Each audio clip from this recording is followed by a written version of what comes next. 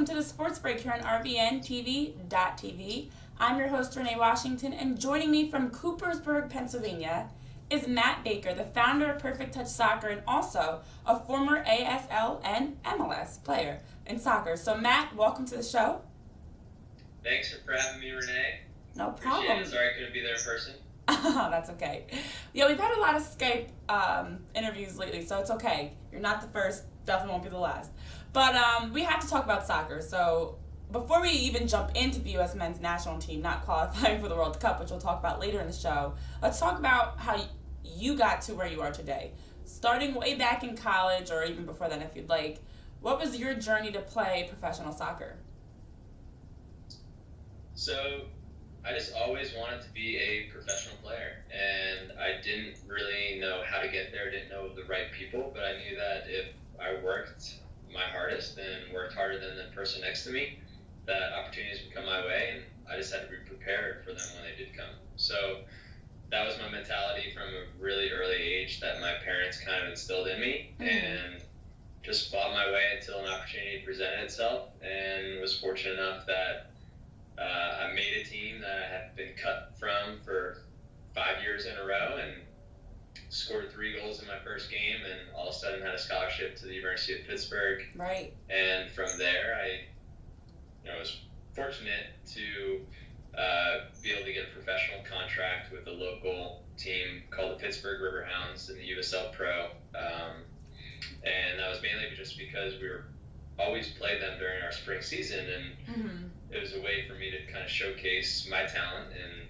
the hard work that I had put in over the years. And from there, I went on to try to pursue a career in Brazil, because just like any job, you have to, build your resume a little bit, and that was my goal, is to showcase that I'm willing to do more than the guy next to me. Right. And after that, kind of just gave me the opportunity with the Philadelphia Union before tearing my ACL, and that brought me to Perfect Touch Soccer. Yeah, and what was it like for you at that moment? I mean, injuries happen, and you hate for your career to come down to an injury being the reason why you have to stop playing. But take us back through that sad process of finding out you tore your ACL and really preparing for the next step. To be honest, I didn't think that I was even hurt. I didn't think that was that bad. I've never had a really bad injury before. So our first game was going to be 10 days later, and I told the coach, don't worry, I'll be back in like 3 days, I'm sure. Right. So yeah, I didn't think anything was really wrong until I saw the doctor later that day, and quick MRI, and had a couple doctors look at it immediately. And I think that was one of the very few times I ever cried in my life, but I had the surgery and rehab, and was hopefully preparing to get back to playing at a high level. And unfortunately, I ended up having pain for like 4 years, and during my rehab process is when I started Perfect Touch Soccer, and I'm very grateful that I did. Yeah, and that's something that I've heard so many times, where you have an injury that you think will have you out for 6 months, a year. Next thing you know, you're still having pain. The doctors don't know why. They can't really figure anything out. And it's like, what do I do next? Here I am trying to get back healthy, and every time I try to work myself through physical therapy and icing, elevation, everything they tell you, it just does not work. So for you were fortunate that you had Perfect Touch Soccer that you were able to build. And I know from experience it has grown to be a tremendous program. What is Perfect Touch Soccer for those that do not know? Perfect Touch Soccer is a soccer training organization that focuses on private small group training, and that's one segment where we try to take a player who sets goals, whether it might be making an A team, making a high school team, making a travel team, making a college team, potentially playing professionally, and whatever their goals are, we try to help them accomplish them. So we see ourselves in the private small group training aspect of our business as a role model meets life coach meets soccer development. And we try to push them as hard as possible, but also in the most positive environment as possible. And then on the flip side, we also work with our local volunteer clubs that have parent volunteers that help run the teams and need some support from soccer people. So I try to develop people to support those volunteer organizations within the Lehigh Valley.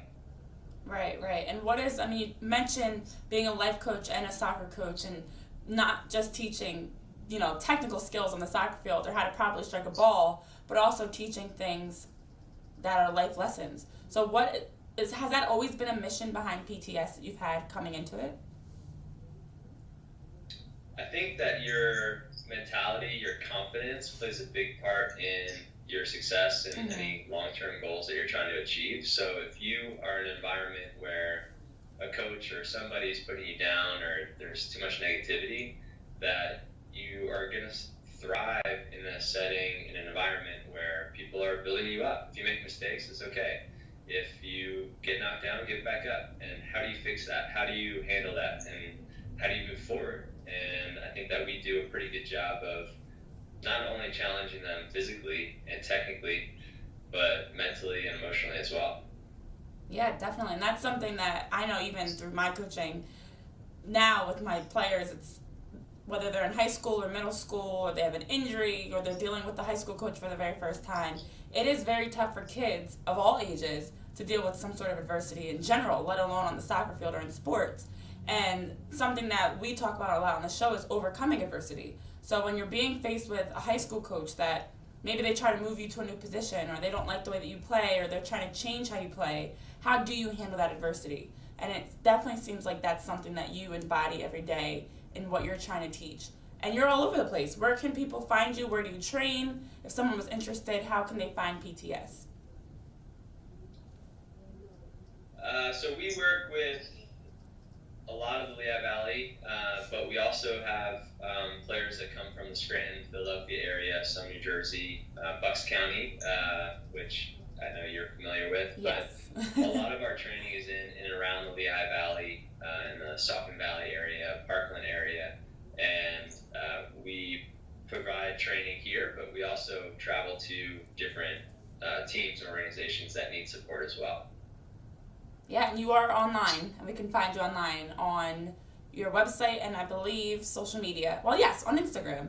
Where can people find you if they wanted to check out some videos, some pictures? Because I know that you have some great clips from your training sessions. Yeah, so our website is www.perfecttouchsports.com, and then our Instagram is Perfect Touch Soccer, and our Facebook as well is Perfect Touch Soccer. And we try to post whether it's different skill videos or challenges or some players that are like doing something different, doing something neat, but in a way that other coaches can see it and use their own creativity to create something else. Yeah, a lot of the points that you're making are beyond just what you're doing with PTS. It's a lot of teaching players to be better people, be better athletes, be able to handle adversity, and even for coaches to have tools to use to be able to teach. And that is something that Taylor Twellman was going on a rant about what's going on with our youth soccer after the U.S. men's national team lost in the World Cup. So we have to get into that. After this break, though, don't go too far because we have to take a quick break. After this break, we will talk about the fact that our very own U.S. men's national team did not qualify for the World Cup for the first time in years. So we'll be right back to talk more soccer. Why travel to Philadelphia or Atlantic City for memorable and diverse dining? Experience the unique style and ambiance of Napa Valley wine country right here in the heart of South Jersey. At Terra Restaurant, it's casual yet sophisticated with contemporary American cuisine. Enjoy South Jersey's best sushi and raw bar, the freshest seafood, thick, delicious steaks, pastas, appetizers, and desserts. Our wine bar offers selections from virtually every major wine-producing region in the world. Choose from over 200 wines, with 50 available by the glass. Join us at Terra Nova for Wine Down Wednesdays with special half-price bottles of wine. Sit, sip, and enjoy. Our bar happy hour features sushi at half price. Every Friday night, it's live music and our pasta and wine Sundays. Spotlight 25 wines at $25. Terra Nova Restaurant has a wonderful Northern California decor with architectural touches exuding elegance and warmth. An excellent choice for private parties. Our rooms can accommodate 20 to 120 people. Choose the Napa Room, Sonoma Room, or the Monterey Room. Terra Nova Restaurant is perfect for friends to meet. And for added fun, enjoy our brand new wine and martini bar. Great food, great wine, great friends. It's Terra Nova Restaurant. Apple Ridge is about freedom. Apple Ridge is about community. Apple Ridge is about home. Apple Ridge, everything you want, more than you expect. Welcome to your new neighborhood. Apple Ridge Senior Living. Enjoy a maintenance-free, affordable luxury lifestyle today.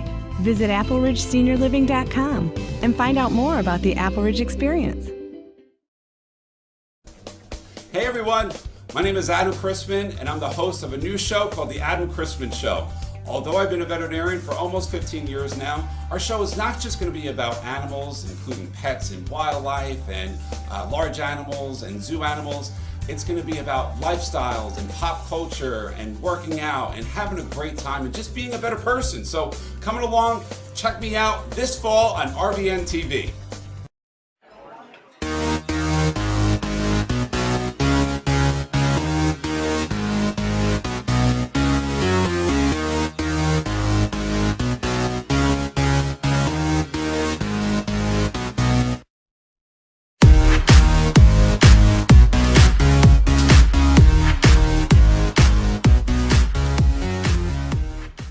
Welcome back to the Sports Break here on RBNTV.TV. I'm your host, Renee Washington, and joining me from Coopersburg, Pennsylvania is Matt Baker, the owner and founder of Perfect Touch Soccer, former MLS and USL soccer player, and we talked about his journey to where he is now with his training program.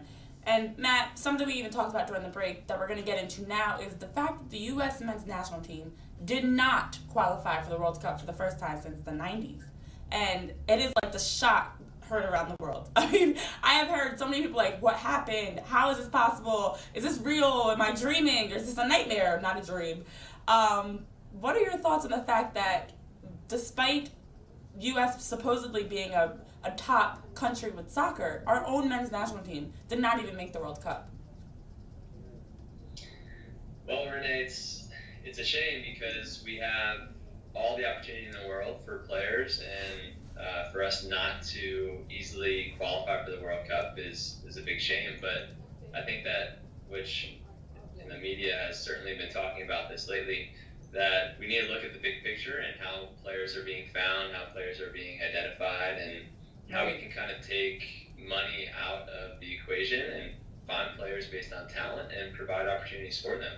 And I think that that's really how the sport is going to continue to grow, because without success in America, then people aren't as interested. So it's certainly a challenge, and I'm looking forward to how we rebuild this moving forward. Yeah, and you make a good point, and it's something that I don't think enough people really realize is soccer is a very political sport. You know, in other sports, and it's across all sports, but in my opinion, a sport like basketball, you're either scoring or you're not. You're getting rebounds or you're not. You're getting assists or you're not. Soccer, not every player is getting a stat. So it's very easy to kind of manipulate and justify and have biases and justify those as a coach or whatever the case may be, or someone that's, you know, picking an ODP team or recruiting for a college. There are a lot more ways to kind of get through the system without being a top player. And I think you're hitting that slightly on the head, that we're starting to see that even more at the highest level. It's starting to now snowball and affect our national team to the point that they couldn't even make the World Cup. I mean, that is astonishing. The fact that we're supposed to be a top soccer country, have all the resources in the world, have all these different soccer academies, and we're training all over, yet our top elite players are not good enough. Do you see that yourself too? You don't have to point any names or anything. You're absolutely right, because if you don't have the goals, or you're not a goalie who has so many different shutouts, then you're a player that is playing a role and might be the best player on the field, but you're not getting identified because you don't have 10 goals in 10 games or 20 assists in 20 games. You don't have those stats. You might play every minute of every game. You might complete 100% of your passes, but how are you going to stand out versus the person that said, well, I scored 12 goals, my coach knows your coach. Why don't you take me over the person who might be better, but doesn't have the stats? But with 11 players on the field, not every player needs to get stats, but every player needs to play a big role on that field. And on a side note, I think that they need to create different ways to find players. And for me personally, I've reached out to US Soccer saying, hey, I would love to be some kind of player identifier, a scout of some kind in our local area.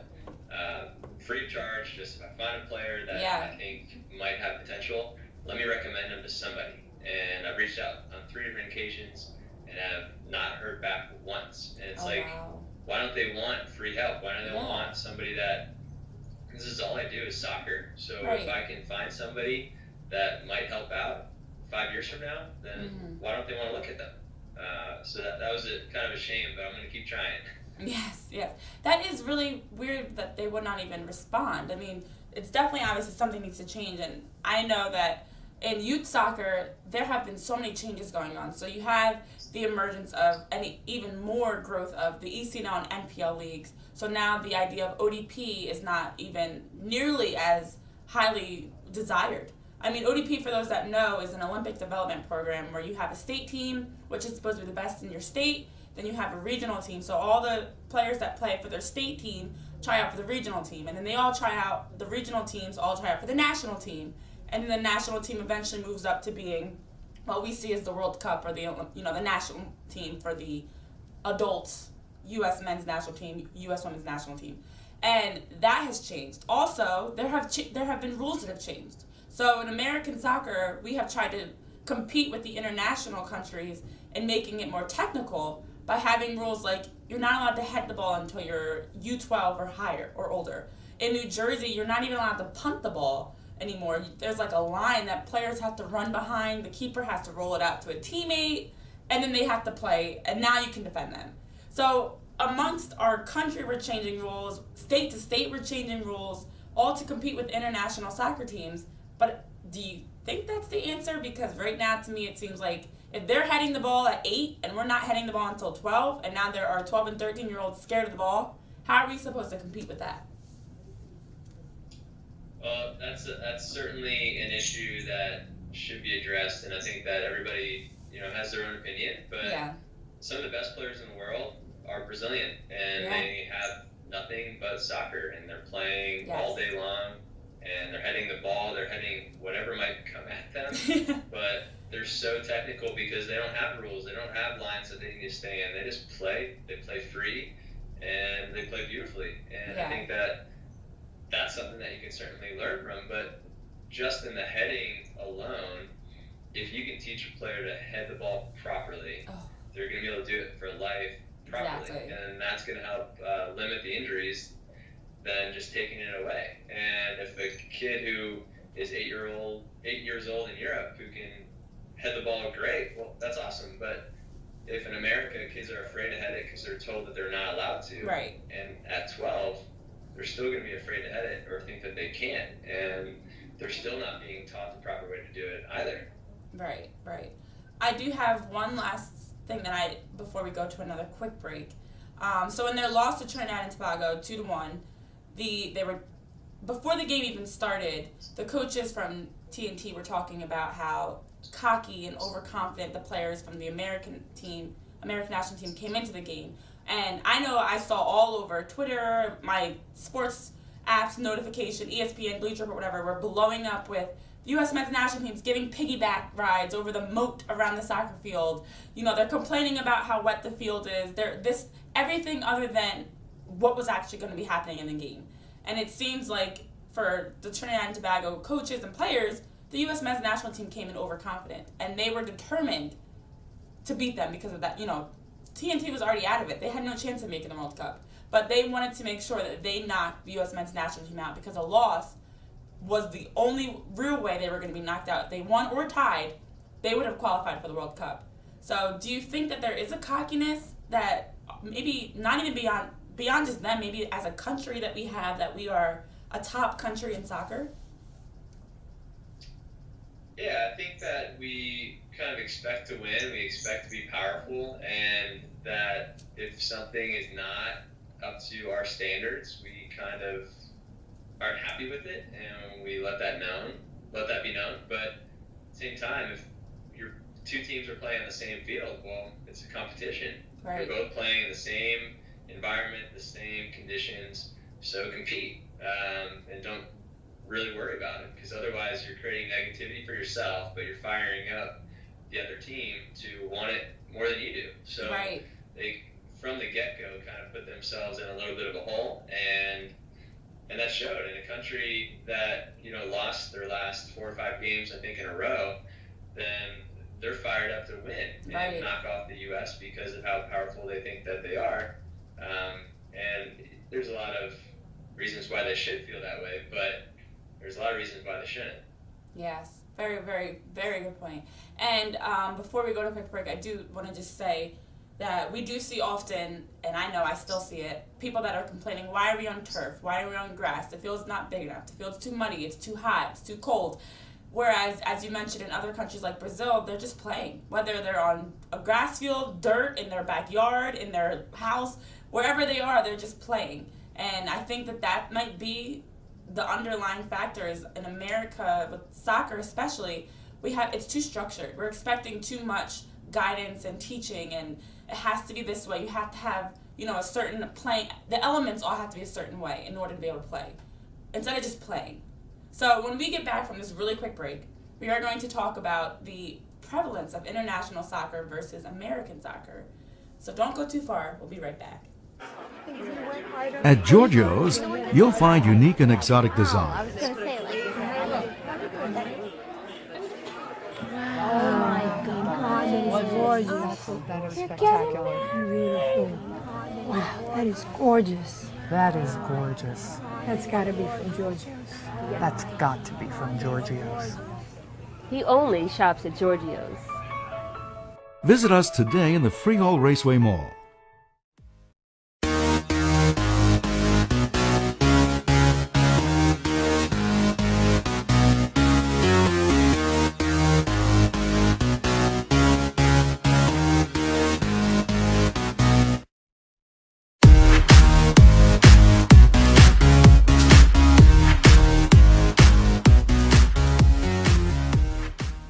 Well, I told you we'd be back very fast, and here we are again. We're back on the sports break. I'm your host, Renee Washington, joined by Matt Baker, owner and founder of Perfect Touch Soccer and former professional soccer player. We've been talking about the fact that our own men's national team did not qualify for the World Cup. We broke down possibly why, but now I have to get into this. As someone who still is around soccer a lot, I see often kids in uniforms, you know, wearing their favorite player. And those jerseys are usually Messi, Ronaldo, you know, international players. I rarely see a little boy or even little girl wearing a American men's national player jersey. I see it on the women's side. A lot of kids wear the women's national team jerseys. Why is it that our own kids prefer, you know, the Messis of the world versus the ones that are in our very own backyard? Well, I think that first made a good point about how U.S. women's jerseys are seen a lot by the girls in Yes. the USA, and I think that's kind of based on the point that I already touched on, is that success. The women's team has had a lot of success, and the women's side and the girls' side of youth soccer has been growing because of that, and that's awesome.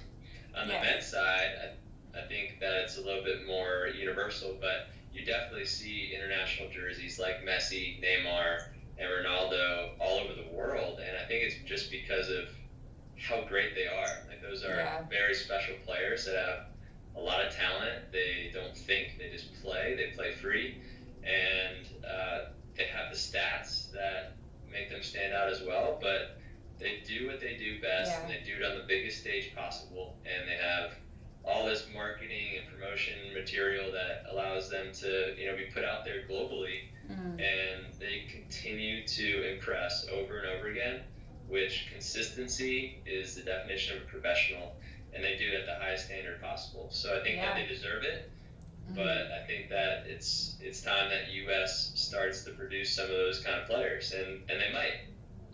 Yeah, and it's a good point you make, because I actually remember when I was after the U.S. men's national team lost, again, I have all the apps, so I'm constantly getting notifications. And as I'm looking through them, I see U.S. men's national team knocked out of the World Cup. All those stats. And then I also see Messi scores a hat trick, and the video clips playing of his goals that he scored to help Argentina win to get into the World Cup. So here we are always seeing these constant reminders that the U.S. men's national team does not have players that are on that level. We don't have a Neymar on our team. We don't have a Messi on our team. We don't have those players that little kids can idolize. The ones that had the flashy goals and technical skills and the ability to bring the ball down so cleanly, consistently. It's not there, and that's what a kid looks up to. But we do have 19-year-old Christian Pulisic from Hershey, who at 19 years old, he was the only one that scored against Trinidad and Tobago. He seems like he may be the new face of American soccer. What are your thoughts on his game?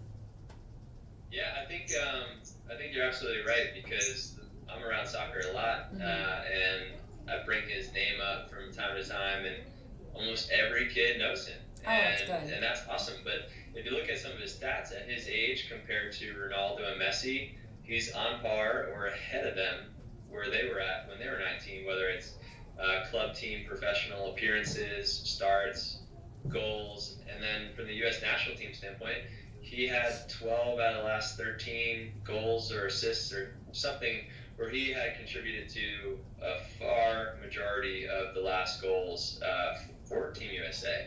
So where are we going to get the other contributions coming from?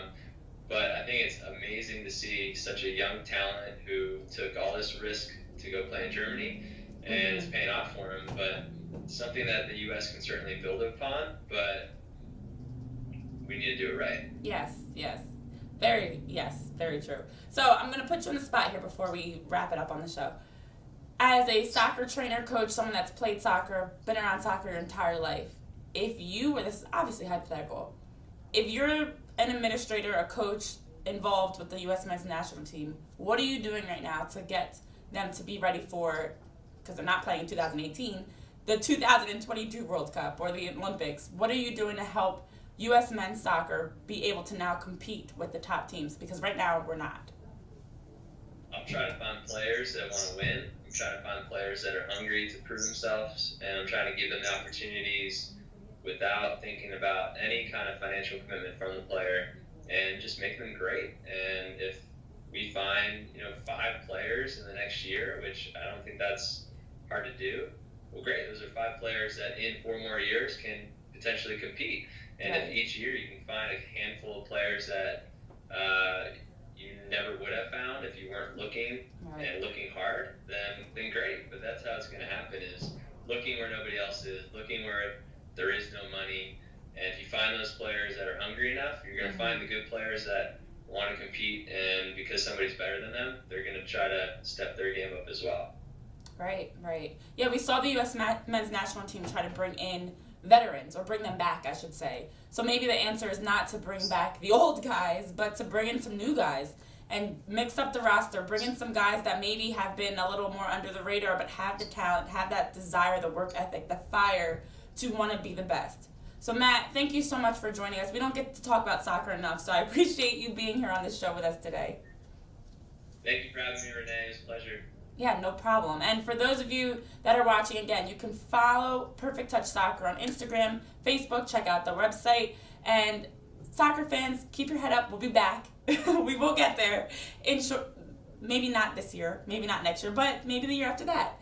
So for all of you that are watching, as always, you can find the Sports Break here on rvntv.tv every Tuesday, Thursday, and Friday, talking soccer, basketball, baseball, whatever. But we'll be back here on Tuesday, so I hope you have a great weekend.